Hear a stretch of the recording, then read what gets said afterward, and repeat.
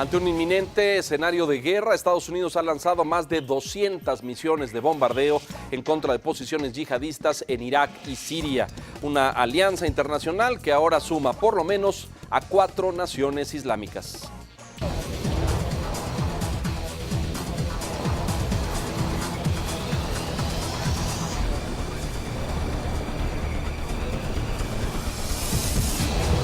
Señoras y señores, buenas noches. Muchas gracias por acompañarnos una vez más en Aldea Global.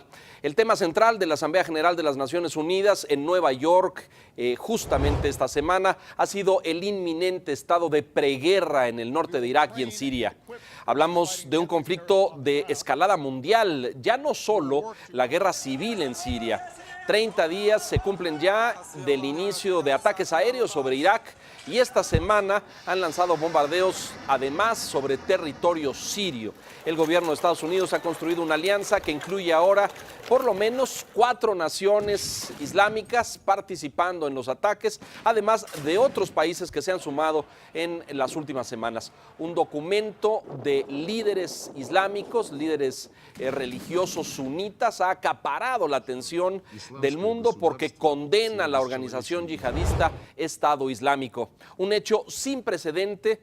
En todo esto y más lo invito a que se quede con nosotros para el análisis y el debate con nuestros invitados. Comenzamos.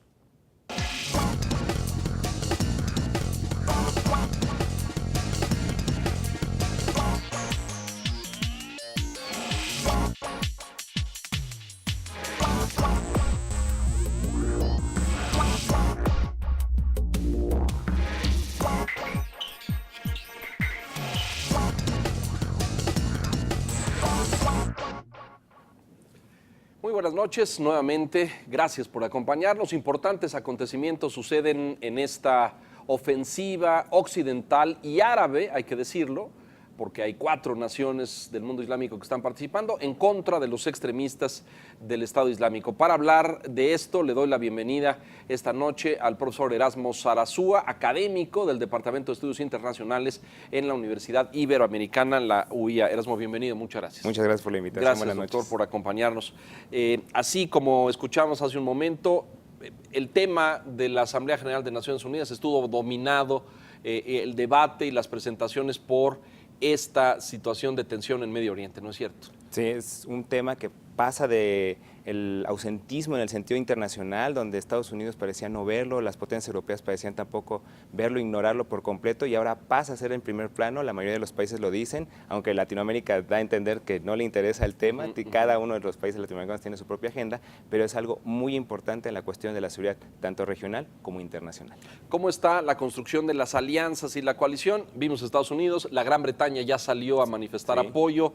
En el mundo árabe, entiendo, está Arabia Saudita y están Emiratos Árabes Unidos. ¿Quiénes más están integrando esta coalición? Tenemos a Qatar también, muy importante, pero Francia fue el primero en los europeos en que dice yo voy, y ya está listo con aviones, ya está listo con armamentos, está listo hasta con tropa para intervenir en cuestiones de seguridad internacional. ¿Otros miembros de la OTAN? Otros miembros de la OTAN estamos viendo que es España no lo tenemos. Tenemos una crisis española, no tenemos a España, tenemos a Francia, Reino Unido, tenemos a Bélgica muy interesada. Bélgica tiene como que unos asuntos pendientes con estos países, tiene un problema de seguridad, ha tenido algunas amenazas a su seguridad en cuanto a trenes, en cuanto a su cuestión de metro.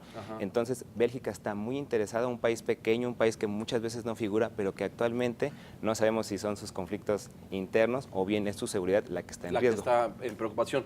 Y Alemania había también manifestado cierta simpatía, ¿no es cierto? Alemania lo que está esperando es que, bueno, recordemos que Alemania es una federación, entonces está esperando realmente a tener el consenso interno para proclamarse si está a favor, si se va a abstener o va a estar como observador en lo que decide qué hacer. Hay que decirlo, y es muy importante subrayarlo para todos ustedes, en las últimas 24, 36 horas se dispararon algunas, ahora que mencionas lo del metro de Bruselas y en Bélgica, sucedió lo mismo en París y en Nueva York y en Washington. Y la alerta viene de información aparentemente del gobierno iraquí que encuentra indicios de posibles ataques terroristas al metro de París, de Bruselas y de Washington o de Nueva York.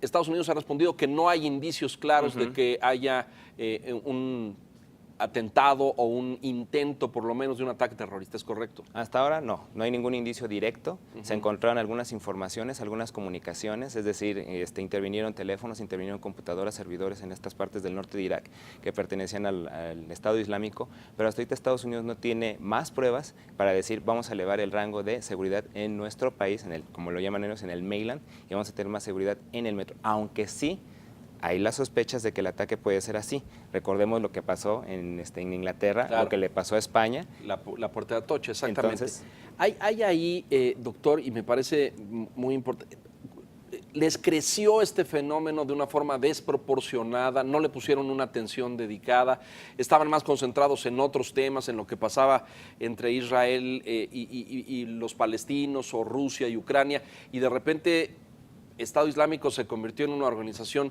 fuerte, grande, poderosa, con un tono cruel y violento, brutalmente en contra de las minorías de todo tipo, porque hay que decir que atacan a cristianos como los yihadistas, pero también atacan a musulmanes y a kurdos, y atacan parejo. A todos. Sí, el musulmán no creyente, como ellos lo denominan, también es atacado. Si no estás conmigo, estás contra mí, obviamente. Entonces, ¿qué está pasando? Estados Unidos estuvo distraído en cuestiones internas, todo el asunto de Obama, todo el asunto de Medicare, todo el asunto también de Israel-Palestina, lo de Rusia, etcétera, etcétera, y Siria siempre fue un segundo plano, un tercer plano. El asunto de esta guerra civil en Siria pasó de que, bueno, son tantos los grupos que están en contra de lo oficial que ya no se sabía quién apoyar o quién sí o quién no, y entonces creció, digámoslo, Estado Islámico, monstruito, este asunto tan sádico, tan atacante a cualquiera que no opine como ellos, y bueno, lamentablemente Estados Unidos como que no realizó de la mejor manera su tarea en Irak, lo dejó muy desproporcionado. No, creo que lo dices con mucha generosidad. Lo dejó, igual de muy buena manera, lo dejó hecho pedazos. Lo dejó muy mal para una cuestión de seguridad interna. Entonces, este grupo brinca de un lado a otro de la frontera, y por eso quieren crear este famoso corredor de la verdadera religión islámica, etcétera, etcétera. ¿Por qué? Porque tenemos un país en guerra civil y el otro país que quedó muy endeble, con instituciones muy frágiles. El gobierno iraquí es frágil. El ejército, y hay que decirlo, el ejército de Irak no tiene la fortaleza, no tiene la fuerza, no sé incluso si tenga el armamento y la capacidad técnica y logística para luchar en campo con estos señores. Estados Unidos lo que hizo es que, para mantener un equilibrio entre sunitas, chiitas dentro de Irak y también con los kurdos, la cuestión siempre del tema kurdo es mantenerlos a todos tablas, un término muy parejito. Parejito. No se van a agredir entre ellos para mantener la unidad. Entonces es poco armamento, poca la preparación, y es por el norte, llegan hasta Mosul porque realmente esa parte no tenía armamento, los kurdos no tenían cómo defenderse. Las operaciones de bombardeo, y lo comparto con ustedes para que los tengan, hasta el momento ataques aéreos de los Estados Unidos y de estas cuatro naciones, porque también están participando en los bombardeos. Ha habido 198 misiones sobre Irak, sobre el norte de Irak, en contra de esta organización yihadista, y 20 sobre Siria. Están estrenando un avión, por cierto, que estaba por ahí guardadito, le dicen el Raptor, aparecía por ahí en el gráfico hace un momento. Les costó una fortuna ese avión, más de 10 años de desarrollo. Más de 10 años, porque vuela muy alto, es muy rápido, es un cazabombardero, pero tiene la capacidad de hacer bombardeos quirúrgicos, ¿no es cierto? A puntos muy precisos. Y además tiene la capacidad de ser invisible al radar. Esta es tecnología de la Guerra Fría, que ya no se pudo desarrollar porque terminó la Guerra Fría, se mantuvo guardado, se siguió el proyecto, le invirtieron dinero, pero también este es otro tipo de vocabulario. Nos están informando algo los Estados Unidos, estoy atacando, estoy ejerciendo mi poder, estoy ejerciendo mi influencia, pero también le estoy diciendo a esos otros, que posiblemente sea China, Rusia, aguas porque aquí estoy, porque miren mi nueva tecnología. Yo también estoy estrenando, estoy preparado. Recordemos la crisis en Ucrania, recordemos la crisis con Rusia. Entonces, mira mi armamento, mira con lo que me estoy moviendo. A ver si vamos a sacar por ahí la imagen para podérselo enseñar. El Raptor es el F-22, se tardaron más de 10, 15 años en hacerlo. Lo querían tener listo para finales de los 80s, principios de los 90s, ahí cuando cae el muro y se acaba el enemigo, que era la Unión Soviética, y ya no tenían dónde usarlo, ¿no? Y muchos de los analistas militares nos decían que cómo vamos a estar en contra o en la lucha contra justamente terroristas con este tipo de aviones. No es detectable por el radar. No es detectable por el radar. ¿Por qué lo están utilizando? Porque bueno, el gobierno sirio puede cometer el error de tomar a los aviones norteamericanos como invasores, cuando realmente no van sobre hacer batería antiaérea. Entonces, no van contra el gobierno de Siria, van contra el Estado Islámico. Entonces, para que no me detecte el gobierno sirio, utilizo esto, no soy detectado y como son precisos, son quirúrgicos, sí puedo agredir a estos grupos terroristas. Los reportes que tenemos hasta ahora es de ataques a gasoductos, a instalaciones petroleras. Sabemos que Mosul, esta importante ciudad en el norte de Irak, tiene enormes instalaciones petroleras, tiene refinerías, tiene gasoductos. Ahí han estado atacando para disminuir el potencial y el poderío económico de Estado Islámico. Pero una cosa importante y que me parece destacada mencionar es este tema de la otra organización dentro de Siria a la que también están atacando, que se llama Al-Qusama. Al-Qusama. ¿Qué hay de esta organización? Lo que pasa es que Siria es lamentablemente un crisol de muchos grupos. No tenemos un frente del gobierno de al-Bashar contra otro, no, sino que es el gobierno, es Siria, es el gobierno que todos hemos reconocido durante muchos años, con muchos otros pequeños grupos, unos que se están afiliando a Al-Qaeda, otros que son independientes, otros que están supuestamente financiados por algunos jeques árabes, otros que están con la ideología igual del Estado Islámico. Entonces, todo este crisol es impresionante, todos estos grupos que para algunos países son grupos terroristas, para otros son grupos libertarios, etcétera, etcétera, son los que nos están creando, válgame, impresionantes problemas de seguridad, porque unos están a favor de la población, otros no, otros están en contra total del gobierno y matan a quien sea. Entonces, Occidente no sabe qué hacer con ellos. ¿Cuál es? Claro.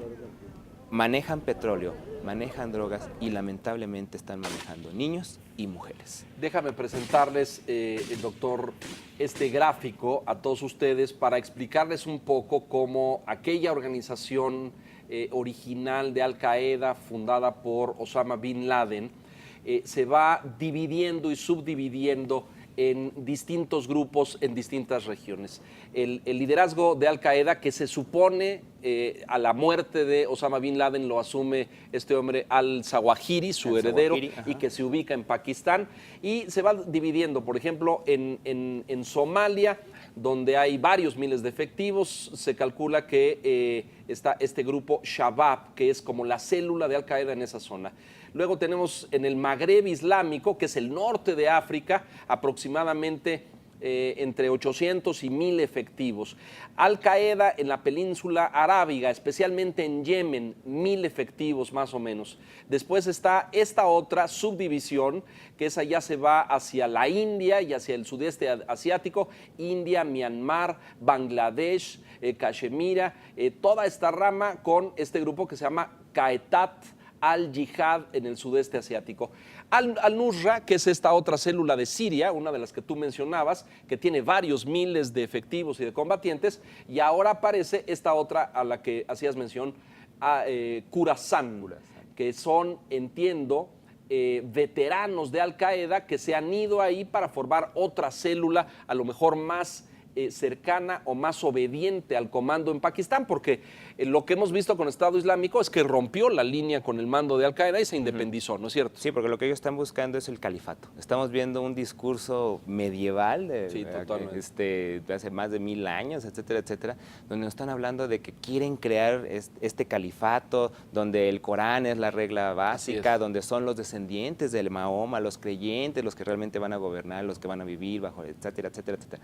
Todo este discurso tan antiguo nos hace creer que es peor y más radical que Al-Qaeda. Y cabe mencionar que no solamente son las personas de ahí, muchos occidentales, muchos asiáticos se están yendo a la zona. Pero lo hemos visto, sí son más radicales, matan gente, decapitan, venden a las niñas y a las mujeres, fusilan a los que no comparten su fe, es decir, sí son brutalmente más crueles y más violentos que Al-Qaeda. Vamos a hacer una pausa, si me permites, por favor, Erasmo, y al regreso le vamos a decir una cosa importante que está sucediendo en el mundo islámico. 126 líderes religiosos del Islam, estos líderes religiosos que se llaman ulemas, publicaron un documento a nivel internacional condenando al Estado Islámico por sus acciones en el norte de Irak y en Siria. En un momento lo compartimos. Regresamos.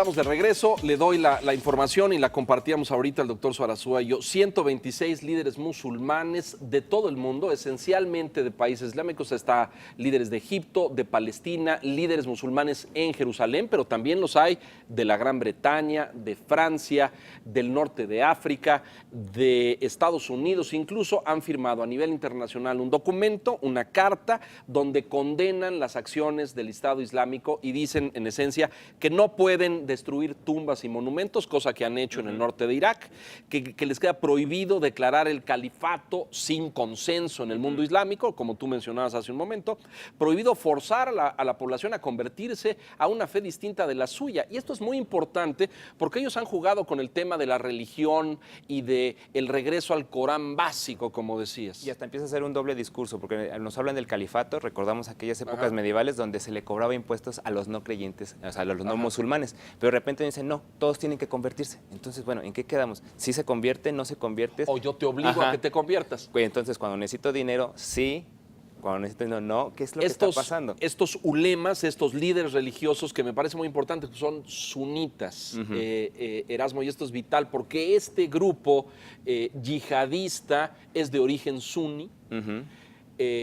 Todo el mundo chiita, Irán y estos los están viendo con enorme preocupación, pero la carta de condena la firman gente que comparte, que viene de la misma etnia y de la misma postura religiosa y que los está condenando. Esto no tiene precedentes, ¿no es cierto? No, no había pasado esto, ni siquiera en otros acontecimientos cercanos como lo que es Palestina, lo que es Israel, no había pasado. ¿Por qué? Porque es tal el radicalismo, está las barbaridades que están haciendo con las mujeres, sobre todo. Yo eso es lo que más me trauma, es las mujeres, las niñas, los niños, la cuestión de matarlos, de degollarlos, de venderlos, de esclavizarlos, y la religión no va por ahí, esa no es la religión, esos no son los valores de los musulmanes. Bueno, de hecho el documento dice, están tergiversando los principios del Corán, el Corán no dice eso. El Corán no dice eso, es una interpretación completamente radical, completamente medieval, lo vuelvo a repetir, están en un asunto completamente atropellado, a veces lo hacen, a veces lo dicen, etcétera, etcétera, pero esos no son los valores. Yo conozco gente de esa religión y para nada son los valores de los musulmanes. Este consejo de ulemas sunitas son los que pronuncian las fetuas, que son los edictos islámicos, es decir, tienen un peso y una relevancia religiosa en su comunidad y hoy emiten, lo hicieron hace aproximadamente 48 horas, este documento a nivel internacional condenando a Estado Islámico, es decir, le están quitando cualquier respaldo religioso. En términos de seguridad, y lo comentábamos hace un momento, si Estados Unidos ataca gasoductos y refinerías, les reduce la capacidad económica. Se dice que en el mercado negro obtenían como $2 millones diarios por vender petróleo y gas. Les reduce eso. Y por la parte religiosa, el mundo sunita los desconoce, es muy difícil que se logren mantener, ¿no? Lamentablemente el mercado negro de armas, la cuestión de drogas, es donde podrían todavía tener algunos recursos, obtener armamentos, pero esperemos que tanto Estados Unidos, las potencias europeas, no europeas, etcétera, etcétera, nos ayuden al tráfico ilícito de armas. Otra vez, un tema que Naciones Unidas ha dicho muchas veces y que lamentablemente en este caso no es para el tráfico, no es para asuntos pequeños, estamos hablando de verdaderas personas que no tienen ningún respeto por la humanidad. Yo propondría el tema en Naciones Unidas de que estamos otra vez ante gente con problemas con la humanidad. Eso dijo Rouhani, el presidente de Irán, apenas ayer en la Asamblea General de las Naciones Unidas en Nueva York. Dijo, este es un problema que atenta contra la humanidad, no es un problema ideológico o contra Occidente, pero dice, y me parece muy importante, que buena parte, este es el discurso del señor Rouhani ayer en las Naciones Unidas, diciendo que la causa de esto tiene que ver mucho con los errores estratégicos cometidos por Occidente en el Medio Oriente, señalando claramente a Estados Unidos, ¿no es cierto? Claro que siguen habiendo disputas en cuanto a la supremacía tanto de Israel, Arabia Saudita e Irán en la zona, como potencias regionales, pero todos están de acuerdo en que ellos, los califatos, no, el Estado Islámico no, pero lamentablemente, ¿cómo voy a cooperar con mi enemigo? ¿No? O bueno, con el contrario. Entonces, se están haciendo las indicaciones, pero por lo menos que no les ayuden, ya es ganancia. Hay dos elementos ahí importantes que todavía no hemos mencionado. Uno, un grupo yihadista en Argelia decapitó a un ciudadano francés apenas el día de ayer, lo cual necesariamente involucraría a Francia en una participación más activa en este sentido. Francia desde el principio quiso participar, dispuso sus aviones, dispuso hasta su ejército, y con esto que acaba de pasar estamos esperando a que el presidente todavía dé un mayor apoyo, y bueno, también la problemática interna en Francia nos indica que van a ver cómo distraer a la gente y tener este asunto internacional presente. Estamos viendo un crecimiento de esta yihad extremista suní en otros países. Aparentemente estos hombres están reclutando simpatizantes en otras zonas. El que ahora brinque hasta Argelia, en África, es una cosa que tampoco habíamos visto en el pasado, ¿no? Lo que estábamos viendo en el pasado es que algunos grupos terroristas se afiliaban a Al-Qaeda. Lo que está pasando ahora es que, como lo dice Estados Unidos, el lobo solitario, o sea, personas que simplemente por su voluntad se están afiliando, entre comillas, al Estado Islámico y están actuando por su cuenta, y atribuyen todo lo que están haciendo al Estado Islámico. Es decir, hasta ellos mismos no tienen un control. En cualquier lugar del planeta puede ser que alguien, por autoría personal, haga algo a nombre del Estado Islámico. Y esto es muy importante decirlo porque toca a México en ese sentido, con esta obsesión, para algunos paranoia, para otros justificada preocupación por la seguridad fronteriza de los Estados Unidos, en que sea nuestro territorio una zona de tránsito para que uno de estos extremistas radicales pueda utilizarlo como punto de entrada a los Estados Unidos. Esto enciende luces de alerta en la frontera. Afortunadamente, desde antes de los atentados de 2001, ya México y Estados Unidos tenían protocolos de seguridad. Recordemos que hasta de manera de salud, Estados Unidos tiene a México como barrera. Entonces, la frontera que hay que cuidar, sobre todo, es la de Guatemala con México, Belice con México y la de Canadá. Recordemos que muchos de los terroristas se han metido por Canadá, o bien el problema interno. Otra vez, el lobo solitario interno, aquella persona que vea a Obama o a su gobierno como el enemigo y que cambie su postura y se atribuya sus actos al Estado Islámico. Justo por eso, doctor, me parece trascendente, de la mayor importancia, la condena de estos líderes religiosos sunitas, estos ulemas, a la condena al Estado Islámico, porque le están diciendo a todo el mundo, a esos lobos solitarios en la Gran Bretaña, en Francia, en Estados Unidos, en Canadá, ojo, no se confundan, estos señores no son la verdadera. No son la verdadera, su guerra santa no tiene sustento, esta yihad lanzada por eso no tiene sustento y no los apoyamos. Es muy importante eso. Déjenme decirles que en redes sociales, y esto también no tiene precedente, porque han utilizado hoy redes sociales para difundir contenidos. El Estado Islámico ha utilizado mucho redes para causar el terror a partir de las decapitaciones, y ahora lanzaron una campaña, estos ulemas y el mundo islámico en contra del movimiento terrorista, una campaña para decirle a los ciudadanos que no se dejen confundir. Vean este video muy brevemente de ciudadanos musulmanes en diferentes partes del mundo, en Londres, en París, en ciudades norteamericanas, que están diciéndole al mundo: no crean ellos, tú no me representas. Eso es lo que están diciendo. The ISIS do not represent Islam or any Muslim. Because it's totally un-Islamic. Because they're killing innocent people. Because you're unjust. We must all unite together and try to stop this group from damaging Islam and damaging Muslims. Not in my name. Because your leader is a liar. Because your actions do not represent the actions of the rightly guided companions. Because your caliphate doesn't represent the Ummah. Because what you're doing is inhumane. Because you abuse heart and mind. Muy impresionante. No en mi nombre, ustedes son injustos, su líder es un mentiroso, este hombre que se llama, no me sé bien el nombre de pila, Abu Bakr al-Baghdadi, el que sea el califa. Que ya se nombra el mismo califa. O sea, descendiente de los de Mahoma, de los verdaderos creyentes. Así es. Estamos hablando de que son personas que han perdido por completo el piso, y qué bueno que se está haciendo esto, porque el frente ya no solamente es el físico, es el virtual. Claro. Es llegar a estos jóvenes que pueden seducirlos, pueden cometer actos que no, realmente no son de la verdadera fe islámica y cometer un grave, grave error. Bueno, ese es un riesgo de seguridad. Erasmo, ¿qué otro se enfrenta? Nos acercamos al final y tenemos que dar algunas conclusiones. Riesgos de seguridad para Europa y para Estados Unidos en este sentido. Actuación de estos ciudadanos solitarios dentro de sus países que crean esta fe y cometan algún acto terrorista. Esa es una. ¿Estados Unidos está en posibilidad de ganar este conflicto con la estrategia que está siguiendo o tendría que haber modificaciones? Desafortunadamente, como son estos nuevos conflictos, no se podría decir que sí. Recordemos el caso de Kosovo, de Serbia, donde bombardeaban, pero no se arregló del todo. Claro. Estamos hablando de 1999, ya estamos en 2014. Los bombardeos aéreos no son la única solución, no nos han solucionado un conflicto. Debe de haber gente en tierra, debe de haber inteligencia. Otra vez las agencias de inteligencia, los servicios secretos de todos estos países tienen que estar trabajando al interior de sus países. El enemigo puede estar al lado o puede estar a miles de kilómetros. Entonces tiene que estar trabajando sobre todo la inteligencia de todos estos países. Y construir un contingente terrestre, ¿no es cierto? Esto es parte de las sesiones en Naciones Unidas, el discurso del presidente Obama en Nueva York también ayer, convocando a una acción enérgica por parte de muchos países. Ahí están los riesgos. Es vital entonces que no solamente haya bombardeos, sino que haya una operación en tierra.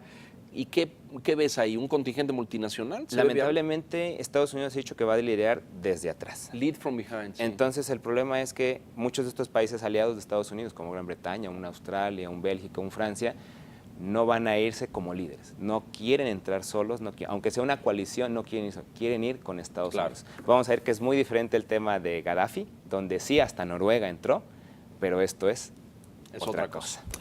Erasmo, te agradezco muchísimo tu presencia aquí esta noche. Muchas gracias. El doctor Soarazúa de la División de Estudios Internacionales de la Iberoamericana. Gracias por compartir esta visión. Esperemos haber contribuido al análisis y a la reflexión de estos complejos temas y de este escenario violento y bélico que tiene lugar allá en el Medio Oriente. Soy Leonardo Kurchenko. Hasta la próxima. Muchas gracias.